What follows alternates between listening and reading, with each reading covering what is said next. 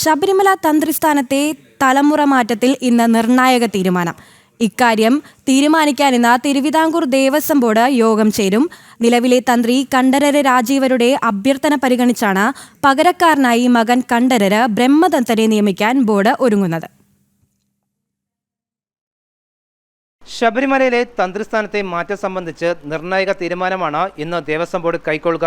നിലവിലെ തന്ത്രി ആരോഗ്യപരമായ കാരണങ്ങൾ ചൂണ്ടിക്കാട്ടി തന്ത്രിസ്ഥാനത്ത് നിന്നും ഒഴിവാക്കണമെന്നാവശ്യപ്പെട്ട് ദേവസ്വം ബോർഡിന് കത്ത് നൽകിയിരുന്നു.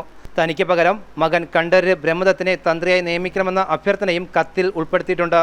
തന്ത്രി നിയമനവുമായി ബന്ധപ്പെട്ട ചട്ടങ്ങളും ആചാരപരമായ നടപടിക്രമങ്ങളും പരിശോധിച്ച ശേഷമാണ് വിഷയം ദേവസ്വം ബോർഡ് യോഗം പരിഗണിക്കുക. ബോർഡ് അംഗങ്ങളുടെ ചർച്ചയ്ക്കൊടുവിൽ ഇക്കാര്യത്തിൽ അന്തിമ തീരുമാനമുണ്ടാകും. ബ്രഹ്മദത്തന്റെ നിയമനത്തിന് അംഗീകാരം ലഭിച്ചാൽ ചിങ്ങം 1-ന് അദ്ദേഹം ശബരിമലയുടെ പുതിയ തന്ത്രിയായി ചുമതലയേൽക്കും.